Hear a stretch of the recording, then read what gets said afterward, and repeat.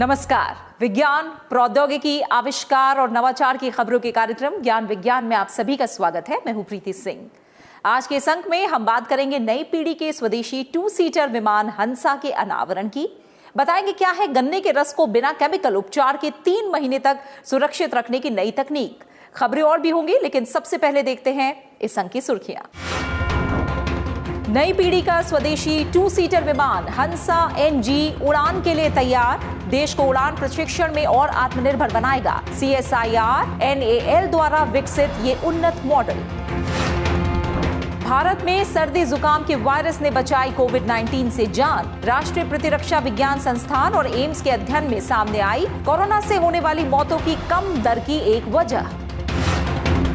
बिना केमिकल उपचार के 3 महीने तक रख सकेंगे गन्ने का रस। IIT खड़गपुर के शोधकर्ता ने विकसित की लंबे समय तक गन्ने के रस को संरक्षित करने की तकनीक। और भारतीय शोधकर्ताओं ने विकसित किया कुशल पारदर्शी फेस मास्क, चेहरा ढकने की समस्या से निजात देगा। CSIR CSIO द्वारा तैयार किया गया पॉलीमर आधारित नवाचार। हाल ही में वैज्ञानिक तथा औद्योगिक अनुसंधान परिषद की राष्ट्रीय अंतरिक्ष प्रयोगशालाएं NAL ने नई पीढ़ी के हंसा विमान का अनावरण किया। हंसा NG 2 सीटर विमान सीरीज हंसा का उन्नत संस्करण है। पूरी तरह स्वदेशी तकनीक पर आधारित ये अत्याधुनिक विमान नागर विमानन के क्षेत्र में देश को आत्मनिर्भर बनाएगा। हंसा NG को अब जल्द उड़ान परीक्षण के लिए भेजा जाएगा, जिसके बाद फ्लाइंग क्लब्स इस विमान का उपयोग कर सकेंगे। ज्ञान विज्ञान की एक रिपोर्ट। 31 मार्च को बेंगलुरु स्थित CSIR की राष्ट्रीय अंतरिक्ष प्रयोगशालाएं में 2 सीटर विमान हंसा के नए संस्करण का अनावरण किया गया। इस मौके पर वैज्ञानिक तथा औद्योगिक अनुसंधान परिषद के महानिदेशक डॉक्टर शेखर सी मांडे और NAL के निदेशक जितेंद्र J जाधव के अलावा नागर विमानन मंत्रालय के संयुक्त सचिव अंबर दुबे, नागर विमानन महानिदेशालय के संयुक्त महानिदेशक G राजशेखर सहित कई गणमान्य व्यक्ति मौजूद रहे। हंसा NG यानी न्यू जनरेशन एक अत्याधुनिक प्रशिक्षण विमान है, जिसे आत्मनिर्भर भारत मिशन की एक कड़ी माना जा रहा है। इस विमान को लेकर NAL ने कई उड़ान क्लबों के साथ अनुबंध समझौते किए हैं। As Hansa we started though in CSIR in 2000 and in हमने साल 2000 में शुरुआत की थी और 7 वर्षों में लगभग 12 एयरक्राफ्ट बनाकर DGCA को सौंपे। उस वक्त नागरिक उड्डयन बाजार बहुत ज्यादा नहीं बढ़ रहा था और उड़ान प्रशिक्षकों के पास अन्य विकल्प थे। हमने बाजार सर्वेक्षण किया, लोगों से बात की, फिर विमान की विशेषताओं पर काम करना शुरू किया और आप हैरान होंगे कि आज हमारे पास 30 आशय पत्र आ चुके हैं। Surprise, I have 30 LOIs in hand. वैज्ञानिक तथा औद्योगिक अनुसंधान परिषद की ये प्रयोगशाला देश का एकमात्र नागरिक अंतरिक्ष अनुसंधान एवं विकास संस्थान है। NAL ने अपनी स्थापना के बाद से लगातार देश को वैमानिकी तकनीक में सशक्त बनाने का काम किया है। इसी कड़ी में प्रशिक्षु विमान की जरूरत को देखते हुए 1993 में 2 सीटर हंसा का विकास किया गया था।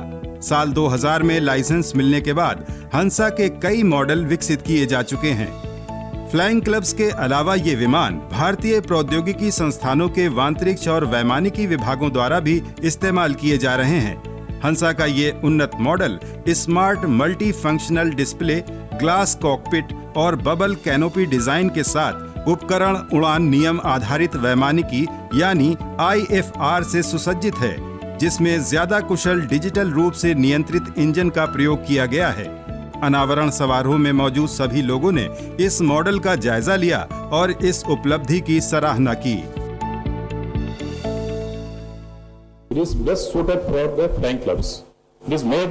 हंसा उड़ान क्लब के लिए सबसे उपयुक्त है। इसे विशेष रूप से प्रशिक्षण उद्देश्यों के लिए बनाया गया है। हमने NAL से करीब 11 विमान खरीदे और कई उड़ान क्लबों को वितरित किए। नए संशोधनों के साथ विकसित इस विमान को नई पीढ़ी का हंसा नाम दिया गया है। हम अपने अधिकारियों को बातचीत और प्रशिक्षणों को देखने के लिए यहाँ भेजते रहे हैं। उसके बाद ही हमने कुछ संशोधनों को मंजूरी दी है और अब इसका उड़ान परीक्षण किया जाना है। Some modifications and now NL has to go for the flight test. Hansa NG को विनिर्माण सहयोगी मेस्को एरोस्पेस लिमिटेड के सहयोग से 6 महीने के अंदर तैयार किया गया है, जो अपनी श्रेणी के अन्य विमानों की तुलना में काफी लागत प्रभावी है। हंसा एनजी का अब उड़ान परीक्षण किया जाएगा। बेंगलुरु में परीक्षण के बाद इस विमान को अमेठी स्थित इंदिरा गांधी राष्ट्रीय उड़ान अकादमी में ले जाया जाएगा। नई पीढ़ी के हंसा विमान से विमानन प्रशिक्षण में एक नई दक्षता हासिल की जा सकेगी।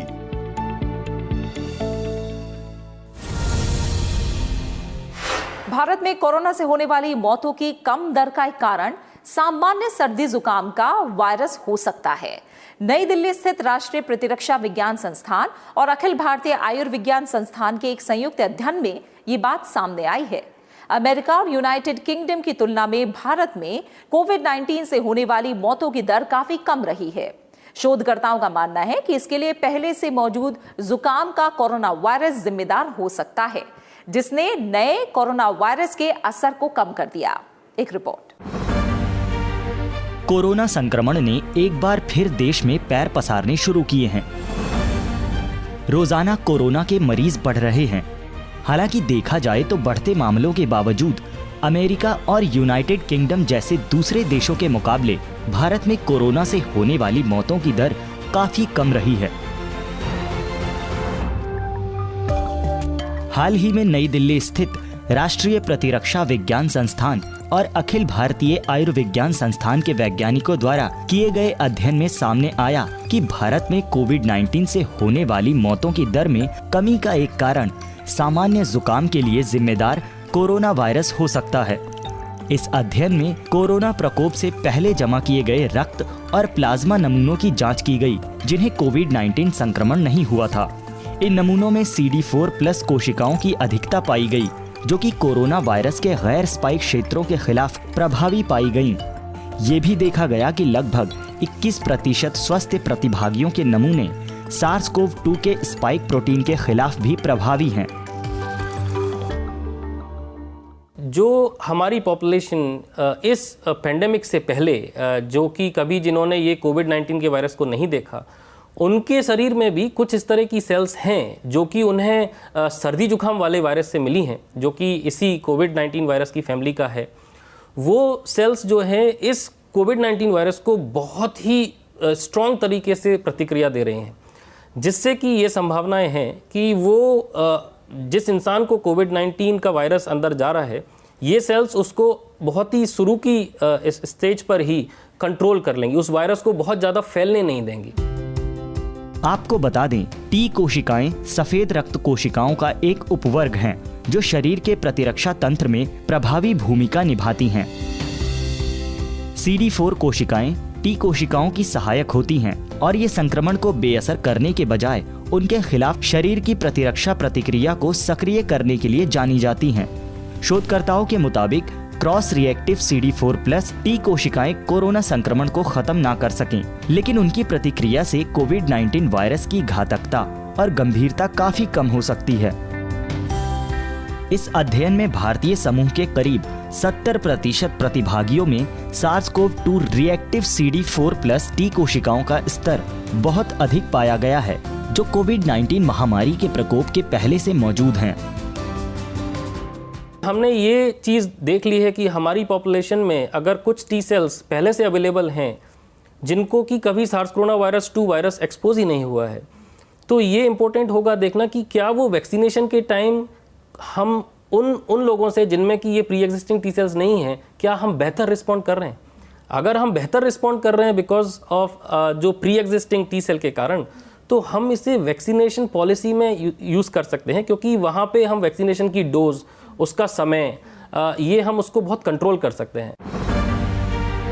भारत में कोरोना के मामले 1 करोड़ से ज्यादा होने के बाद भी इससे होने वाली मौतों की दर 1.5% से भी कम रही है, जबकि दूसरे देशों में ये दर 3 से 10% तक देखी गई। इसकी एक वजह यहाँ पहले से मौजूद सामान्य सर्दी जुकाम का कोरोना वायरस है। जिसने भारतीयों में सुरक्षात्मक प्रतिरक्षा प्रणाली में अहम भूमिका निभाने वाली टी और बी कोशिकाओं को पहले से मजबूत बना दिया था। यह अध्ययन चिकित्सा शोध पत्रिका फ्रंटियर्स इन इम्यूनोलॉजी में प्रकाशित किया गया है।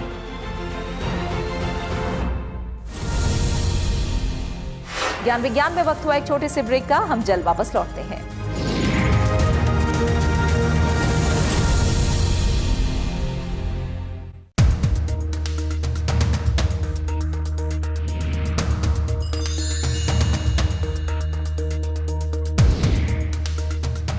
अनुच्छेद 104 शपथ या प्रतिज्ञा लेने से पहले बैठने और मतदान करने के लिए दंड या योग्य नहीं होने पर या फिर अयोग्य होने से जुड़ा है। यदि कोई व्यक्ति अनुच्छेद 99 की आवश्यकताओं का अनुपालन करने से पहले या संसद के किसी भी सदन के सदस्य के रूप में बैठता है या वोट देता है, या जब वो जानता है कि वो योग्य नहीं है या उसे सदस्यता के लिए अयोग्य घोषित किया गया है, या कि संसद द्वारा बनाए गए किसी भी कानून के प्रावधानों के अनुसार अमुक कार्य उसके लिए निषिद्ध है, वो प्रत्येक ऐसे दिवस के संबंध में उत्तरदायी होगा जब वो उपस्थित है और वोट करता है। ऐसे में दंड के रूप में उससे 500 रुपए प्रतिदिन वसूले जाएंगे।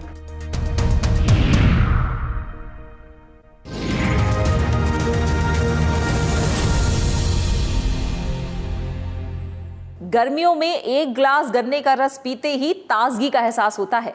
इस प्राकृतिक पेय पदार्थ से जहां शरीर में पानी की कमी पूरी होती है, वहीं इसके अपने और भी कई फायदे हैं। लेकिन जैविक प्रक्रियाओं के चलते गन्ने का रस ज्यादा दिनों तक रखा नहीं जा सकता। IIT खड़गपुर के शोधकर्ताओं ने अब एक ऐसी तकनीक विकसित की है जिससे गन्ने के रस को बिना केमिकल उपचार किए 3 महीने तक सुरक्षित रखा जा सकता है। एक रिपोर्ट। गर्मियां आते ही जगह जगह गन्ने के रस के स्टॉल लग जाते हैं। नींबू और पुदीने के साथ गन्ने का रस पीते ही शरीर में ऊर्जा का संचार हो जाता है। ये एक समृद्ध पौष्टिक पेय है जिसमें स्वास्थ्य को लाभ पहुंचाने वाले फाइटोन्यूट्रिएंट्स, एंटीऑक्सीडेंट और विटामिन सी और बी पाए जाते हैं। गन्ने का रस लू लगने, शरीर में पानी की कमी, पीलिया आदि में लाभदायक होता है, लेकिन गन्ने का ताजा रस ही पिया जा सकता है। इसमें होने वाली जैविक प्रक्रियाओं के चलते इसे लंबे समय तक नहीं रखा जा सकता। गन्ने का रस सुरक्षित रखने के लिए आमतौर पर थर्मल उपचार करना पड़ता है, जिसमें इसका स्वाद और सुगंध नष्ट हो जाते हैं। अब IIT खड़गपुर की एक शोधकर्ता ने एक ऐसी नई तकनीक विकसित की है जिसके द्वारा बिना केमिकल या थर्मल उपचार के गन्ने के रस को 3 महीने तक सुरक्षित रखा जा सकता है। थर्मल प्रोसेस है हमारे पास। ट्रेडिशनल थर्मल टेक्नोलॉजी से चाहे तो हम जूस को, बैक्टीरिया को भी, एंजाइम को भी इनएक्टिवेट कर सकते हैं, लेकिन उसमें प्रॉब्लम क्या होती है कि एकदम से फ्लेवर जो है, उसका कलर और फ्लेवर वो भी डिस्ट्रॉय हो जाता है। और थर्मल प्रोसेस से शुगर के क्रिस्टलाइजेशन, मतलब शुगर केन जूस का सेल्फ लाइफ तो बढ़ जाएगा, लेकिन वो शुगर केन जूस नहीं रह जाएगा, वो एक चीनी का घोल हो जाएगा। That is the problem. So to overcome this thing, इसकी सेल्फ लाइफ भी बढ़ जाए और उसके नेचुरल तत्व भी रहे, एक कोल्ड स्टरलाइजेशन टेक्नोलॉजी का हम लोगों ने मिलके इजाद किया है। IIT खड़गपुर के कृषि एवं खाद्य अभियांत्रिकी विभाग की शोध छात्रा चिरस्मिता पाणिग्रही ने प्रोफेसर HN मिश्रा के नेतृत्व में ओजोन आधारित शीत विसंक्रमण तकनीक पर अध्ययन किया। इस तकनीक में 2 प्रक्रियाएं शामिल हैं, माइक्रोफिल्ट्रेशन और ओजोनेशन। ताज़ा गन्ने के रस को सूक्ष्म छन्नी से छानकर उसका ओजोनकरण कर उसे अच्छी तरह पैक कर दिया जाता है। अध्ययन में देखा गया कि इस तरह से बैक्टीरिया और यीस्ट में कई गुना कमी आई। साथ ही इसे खराब करने वाले तत्व 85% तक निष्क्रिय हो गए। भंडारण में गन्ने के रस के स्वाद और रंग में कोई कमी नहीं आई।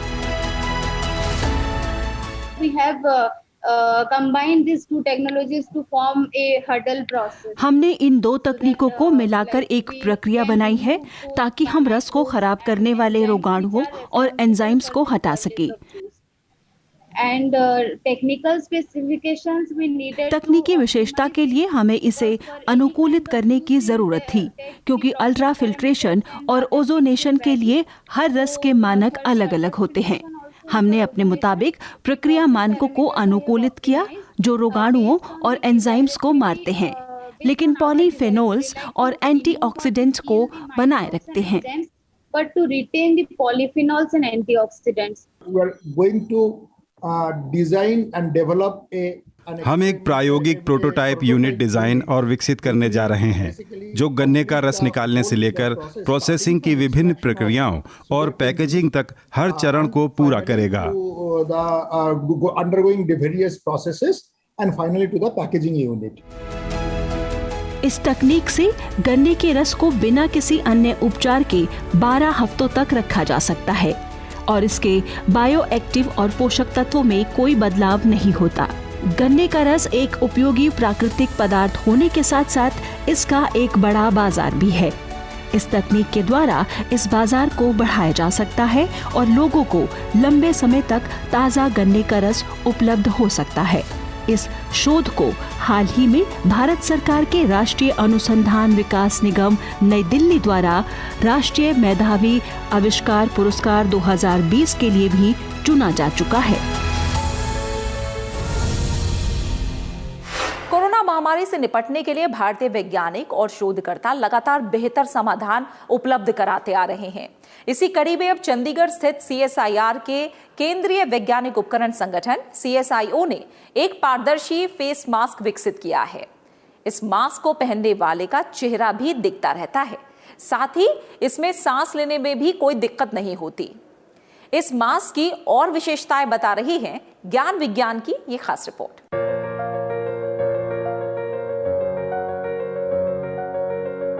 कोरोना महामारी के खिलाफ जंग में फेस मास्क एक जरूरी अंग बन गया है। पिछले एक साल में भारतीय वैज्ञानिक संस्थानों और स्टार्टअप्स ने कई तरह के उपयोगी मास्क विकसित भी किए हैं। आमतौर पर मास्क कोरोना से तो बचाते हैं, लेकिन इन्हें पहनने वाले का चेहरा ढक जाने से पहचान भी छिप जाती है। व्यक्ति के हाव भाव का पता नहीं लग पाता, जो कि सुरक्षा के लिए भी एक खतरा हो सकता है। कई जगहों पर इन्हीं कारणों से जांच के दौरान मास्क हटाना भी पड़ता है।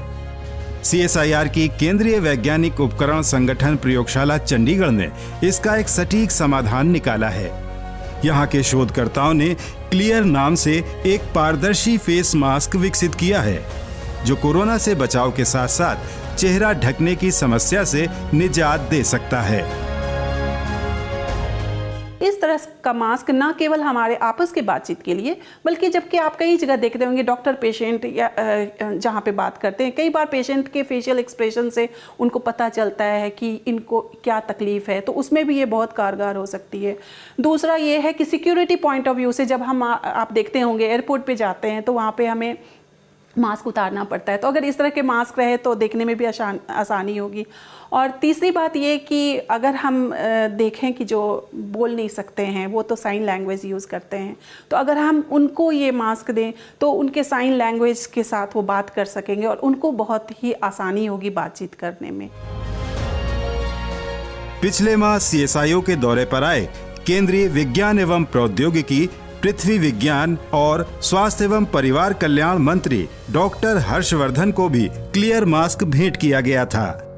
केंद्रीय मंत्री ने इस दौरान इस मास्क का उपयोग किया और कोरोना के दौरान CSIO वैज्ञानिकों द्वारा विकसित इस तरह के समाधानों की सराहना की।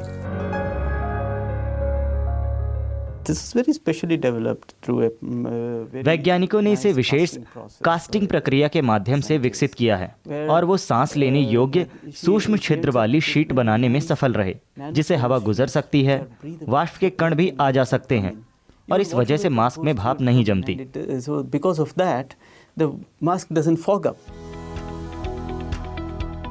प्लास्टिक द्वारा आसानी से पारदर्शी मास्क बनाए जा सकते हैं, लेकिन इन मास्क में सांस लेने की दिक्कत के साथ साथ फॉगिंग की समस्या होती है। साथ ही इन्हें एक ही बार इस्तेमाल किया जा सकता है। CSIO की रिसर्च फेलो सुनीता मेहता और उनकी टीम ने इन सभी पहलुओं को ध्यान में रखकर जैव अनुकूल पॉलीमर को संशोधित कर पारदर्शी सामग्री तैयार की। इस तकनीक से तैयार पारदर्शी मास्क में आसानी से सांस ली जा सकती है। साथ ही फॉगिंग की समस्या भी नहीं होती और एक मास्क को कई बार इस्तेमाल किया जा सकता है।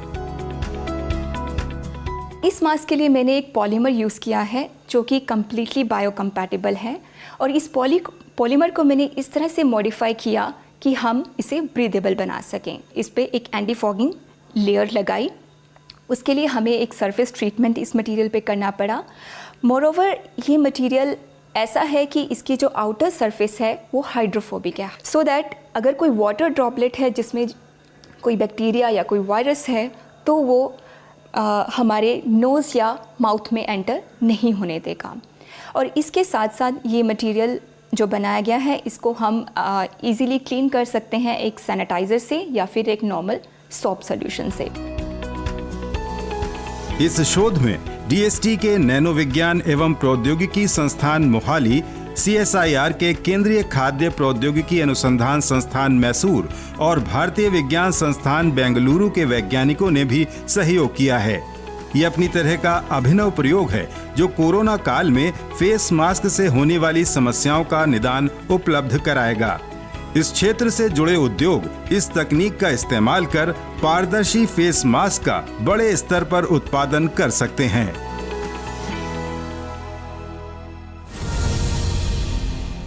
ज्ञान विज्ञान में वक्त हुआ एक और छोटे से ब्रेक का। आप कहीं जाइएगा नहीं, हम जल्द वापस लौटते हैं।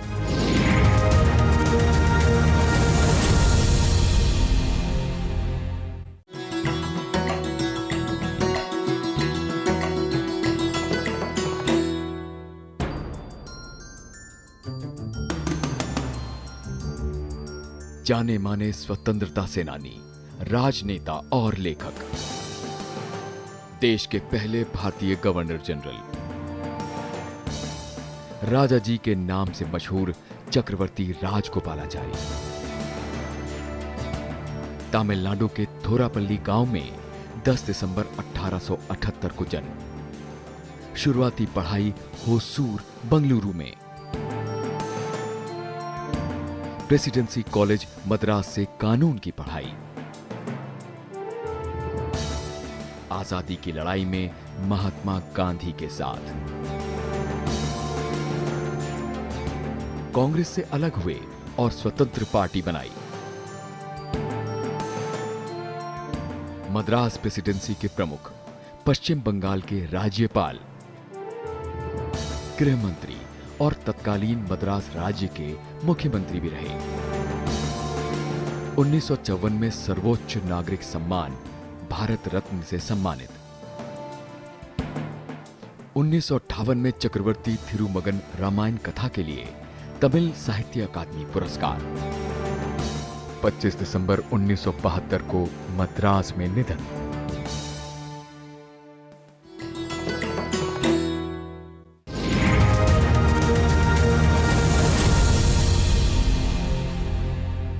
ब्रेक के बाद आपका स्वागत है। आप देख रहे हैं ज्ञान विज्ञान और अब वक्त हो गया है हमारे खास सेगमेंट साइंस एक्सप्रेस का, जिसमें हम आपको देते हैं विज्ञान के क्षेत्र में होने वाली देश और दुनिया की कुछ और ताजा गतिविधियों की जानकारी। 31 मार्च को विज्ञान एवं प्रौद्योगिकी विभाग के सचिव प्रोफेसर आशुतोष शर्मा ने एक वेबिनार द्वारा मशहूर वैज्ञानिक प्रोफेसर CNR राव की किताब का विमोचन किया। प्रोफेसर राव की पत्नी professor Indumati Rao founders of modern science in India नाम से जारी की गई इस किताब की सह लेखिका हैं। इस किताब को भारतीय विज्ञान अकादमी द्वारा प्रकाशित किया गया है। भारत रत्न से सम्मानित प्रोफेसर चिंतामणि नागेश रामचंद्र राव एक रसायनज्ञ हैं, जिन्हें दुनिया भर के लगभग 60 विश्वविद्यालयों से डॉक्टरेट की मानद उपाधि दी जा चुकी है। हजारों शोध पत्र और 45 से ज्यादा विज्ञान पुस्तकें लिख चुके प्रोफेसर राव भारत सरकार के प्रमुख वैज्ञानिक सलाहकार सहित इसरो, IIT, IISc जैसे देश विदेश के कई शैक्षणिक और वैज्ञानिक संस्थानों में प्रमुख पदों पर रह चुके हैं और फिलहाल वो जवाहरलाल नेहरू उन्नत वैज्ञानिक अनुसंधान संस्थान के मानद अध्यक्ष हैं। हाल ही में वैज्ञानिक तथा औद्योगिक अनुसंधान परिषद के महानिदेशक डॉक्टर शेखर सी मांडे ने उपराष्ट्रपति एम वेंकैया नायडू से मुलाकात कर कोविड-19 की व्यापकता का पता लगाने के लिए सीवेज और एयर सर्विलांस सिस्टम को लेकर एक प्रस्तुतिकरण दिया। इस बैठक में डॉक्टर मांडे के साथ CSIR CCMB के निदेशक डॉक्टर राकेश मिश्रा, IICT के निदेशक डॉक्टर S चंद्रशेखर सहित कई पदाधिकारी शामिल रहे। प्रस्तुतिकरण के मुताबिक सीवेज निगरानी किसी भी आबादी में संक्रमित लोगों की संख्या के बारे में गुणात्मक एवं मात्रात्मक अनुमान प्रदान करती है और इसका उपयोग कोविड-19 के बढ़ने की प्रक्रिया को समझने के लिए उस समय किया जा सकता है जब बड़े पैमाने पर लोगों के परीक्षण करने संभव नहीं होते। यह वास्तविक समय में समुदायों में कोविड के प्रसार की समग्र निगरानी करने का एक उपाय है। इस दौरान कई शहरों के सीवेज निगरानी से संबंधित आंकड़े भी पेश किए गए। डॉक्टर मांडे ने ये सिस्टम संसद भवन में स्थापित करने का सुझाव दिया। The natural history museum London के शोधकर्ताओं ने कनखजूरे में पाए जाने वाले विष के रहस्यों को उजागर किया है। संस्थान के वैज्ञानिक डॉक्टर रोनाल्ड जेनर और उनकी टीम ने एक व्यापक शोध के दौरान ये पता लगाने की कोशिश की कि क्या कनखजूरे के जहर में विषाक्त पदार्थ उनके पूर्वजों के अलावा जीवन चक्र के दौरान कहीं और से विकसित हुए हो सकते हैं या नहीं। अध्ययन में पाया गया कि कनखजूरों ने लगातार अपने विष को जीवाणुओं और कवक में खुद विकसित होने वाले प्रोटीन से जमा किया है। कनखजूरों ने ये विष घटक क्षैतिज जीन स्थानांतरण प्रक्रिया द्वारा प्राप्त किए हैं। ये ऐसी प्रक्रिया है जिसमें आनुवांशिक सामग्री दूर के संबंधित जीवों के बीच चलती है, जो कि पूर्वजों से वंशागत जीन स्थानांतरण प्रक्रिया से अलग है। शोधकर्ताओं के मुताबिक ये अब तक ज्ञात पशु विष रचना के विकास से संबंधित अध्ययनों में सबसे अहम है, जो क्षैतिज जीन स्थानांतरण घटनाओं को समझने में मददगार होगी। वैज्ञानिकों ने एक दुर्लभ मध्यम आकार के ब्लैक होल का पता लगाया है। ये खोज विशाल ब्लैक होल्स के बनने से जुड़े सवालों का जवाब पाने में सहायक हो सकती है। अभी तक कुछ ही मध्यवर्ती द्रव्यमान वाले ब्लैक होल्स का पता लगाया गया था, जो कि 100 और 1 लाख सौर द्रव्यमान के बराबर हैं। इस श्रेणी के बीच में कोई भी वर्ग नहीं था। ब्लैक होल के दो प्रसिद्ध आकार हैं। एक तरफ तारकीय वर्ग वाले ब्लैक होल, जो हमारे सूर्य के द्रव्यमान से 3 से 10 गुना बड़े हैं, या फिर सुपरमैसिव ब्लैक होल, जो अधिकांश आकाश गंगाओं के केंद्र में पाए जाते हैं और सूर्य के द्रव्यमान से लाखों से अरबों गुना भारी हैं। नई खोज में इन दोनों चरम सीमाओं के बीच गोल्डीलॉक्स ब्लैक होल का पता चला है, जो करीब 55,000 सूर्य के द्रव्यमान के बराबर का है। ये अध्ययन शोध पत्रिका नेचर एस्ट्रोनॉमी में प्रकाशित किया गया है। तारकीय श्रेणी का ब्लैक होल मृत तारे के ढहने से बनता है, लेकिन सुपरमैसिव ब्लैक होल्स के अस्तित्व में आने की प्रक्रिया को समझने की कोशिश की जा रही है। ये मध्यम black hole supermassive black holes के निर्माण की शुरुआत हो सकते हैं। ज्ञान विज्ञान में आज इतना ही। ये कार्यक्रम आपको कैसा लगा? अपने फीडबैक और सुझाव देने के लिए आप हमें ईमेल कर सकते हैं। हमारा ईमेल है news@vigyanprasar.gov.in। आप अपनी राय हमें डाक द्वारा भी भेज सकते हैं। हमारा पता है विज्ञान प्रसार, 5वां तल, पृथ्वी भवन, लोधी रोड, नई दिल्ली 110003। विज्ञान और प्रौद्योगिकी से जुड़ी ताजा जानकारियों के साथ अगले हफ्ते इसी वक्त इसी चैनल पर फिर हाजिर होंगे। तो बने रहिए हमारे साथ वैज्ञानिक सोच के साथ। नमस्कार।